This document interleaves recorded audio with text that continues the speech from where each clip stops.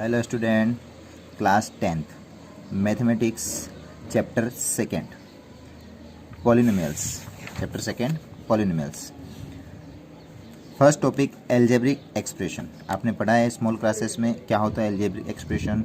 ठीक है, a combination of variable and constant. Variable means जो अल्फ़ाबेट होंगे वो आपके वेरिएबल है, and constant means number. A combination of variable and constant using the operation of addition, subtraction, multiplication and divide. Addition, subtraction, multiplication and divide, ये चारों के चारों operation variable और कांस्टेंट के बीच अगर यूज होंगे उसी को हम क्या कहते हैं एल्जेब्रिक एक्सप्रेशन। जैसे फॉर एग्जांपल 3 और x, ये क्या है प्रोडक्ट में दे रखा है, ये कांस्टेंट एंड ये वेरिएबल।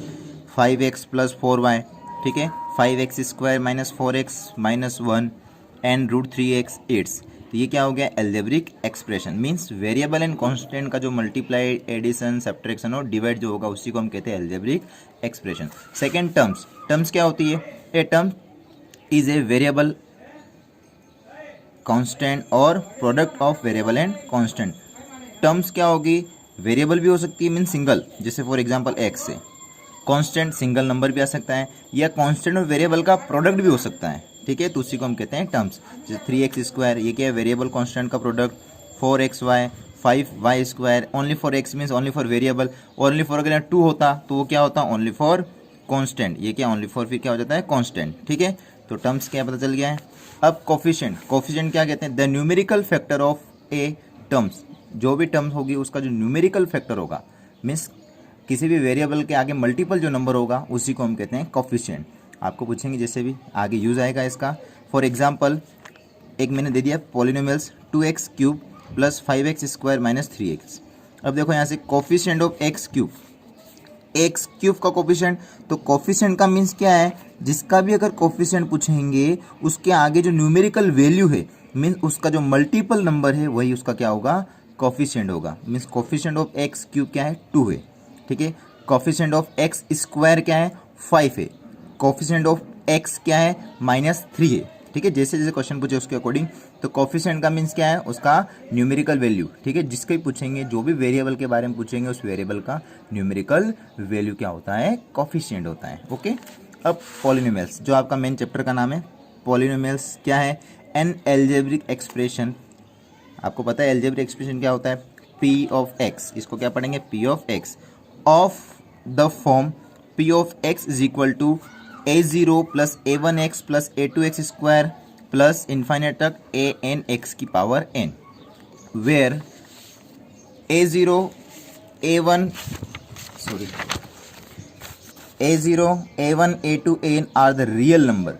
ये क्या होंगे? a0 a1 a2 an real number. Real number means सारे नंबर्स आ गए, real number means only for root में नेगेटिव डिजिट नहीं आएगी। ठीक है, सारे नंबर्स रूट में नेगेटिव डिजिट को छोड़ के, ठीक है, सारे नंबर्स होते हैं real numbers. And all the Indus of x, जो x है, आर नॉन नेगेटिव इंटीजर। ठीक है, x क्या होगा? नॉन नेगेटिव इंटीजर, और x की जो पावर होगी वो भी नेगेटिव इंटीजर नहीं होगी। ठीक है, इस कॉल्ड द पॉलिनोमियल्स, इसको p ऑफ x से डिनोट करते हैं। अब ये 3 टॉपिक्स और है, मोनोमियल्स, बाइनोमियल्स और ट्राइनोमियल्स। आपने पढ़ रखा है।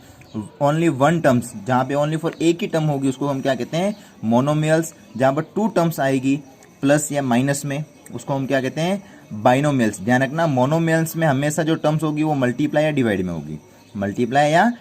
में होगी, बाइनोमियल्स में जो टर्म्स है वो एडिशन सब्ट्रैक्शन में हो सकती है, एडिशन या सब्ट्रैक्शन में, बट 2 टर्म्स होगी। जैसे फर्स्ट टर्म्स ये आगे वाली है, फिर ये सेकंड टर्म, यहाँ पर ये फर्स्ट टर्म, ये सेकंड टर्म्स, ये फर्स्ट टर्म, ये सेकंड टर्म्स, ये फर्स्ट टर्म, ये सेकंड टर्म। फिर 3 टर्म्स में क्या आ जाएगा?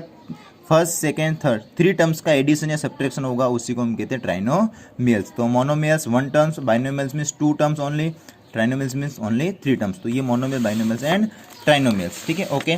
Next, degree of A polynomials क्या होती है? Degree, the highest power of x means x की जो हाइएस्ट पावर होगी उसी को हम कहते हैं उस पॉलिनोमियल्स की degree. Okay, is called degree. ठीक है, ऑफ द गिवन, आपस डेफिनेशन पढ़ के समझा देता हूँ। The highest power of x, पूरी देखना आपको पॉलिनोमियल्स में कि x की हाइएस्ट पावर क्या है इन p ऑफ x का मीन्स पॉलिनोमियल्स। ठीक है, कहाँ पर देखना है? पॉलिनोमियल्स में। Is called the degree of A polynomials. P of x का मीन्स पॉलिनोमियल्स। फॉर एग्जाम्पल, ये मैंने एग्जाम्पल ले लिया, 4x plus 2, 2y square minus 2y plus 3, 3x plus 5x cube minus 3, 5x cube minus 4x square plus 6x की power 4 minus 2 and √3। ये क्या है? Constant number है। ठीक है, देखो फर्स्ट में 4x, x कहाँ है? एक ही बार है, उसकी डिग्री क्या आ रही है? कुछ भी नहीं है, इसका मीन्स क्या होती है? 1 होती है। x के ऊपर पावर में कोई संख्या नहीं, इसका मीन्स क्या होगी? 1 होगी। फिर देखो y की हाईएस्ट पावर क्या है? जरूरी नहीं x और y भी हो सकता है वेरिएबल। y की हाईएस्ट पावर क्या आ रहा है? 2 आ रहा, मीन्स इसकी डिग्री क्या है? 2 है। फिर x की हाईएस्ट पावर क्या आ रही है? 3 आ रही है। देखो x की हाईएस्ट पावर क्या है? 3, इसका मतलब डिग्री 3। इसमें x की हाईएस्ट पावर क्या है? 4 है, मीन्स डिग्री 4। अब यह x की पावर ही नहीं है तो 0। अब पावर नहीं, इसका मतलब इस √3 को मैं क्या लिख सकता हूँ? √3 मल्टीप्लाई एक्स की पावर 0। √3 मल्टीप्लाई एक्स की पावर 0, और x की पावर 0 का मीन्स 1 होता है। 1 को √3 से मल्टीप्लाई करूंगा तो अगेन √3 ही आएगा, कोई चेंज नहीं होगा। इसका मतलब यहाँ पर वेरिएबल की डिग्री क्या है? 0 है। तो क्या आ गई? इसकी डिग्री 0 हो जाएगी। ठीक है, फिर नेक्स्ट होगा नोट। ये नोट रखना इंपॉर्टेंट है, ये 9th क्लास में भी आपके एक क्वेश्चन भी आता है 9th क्लास में बहुत बार। The degree of a non zero constant polynomials.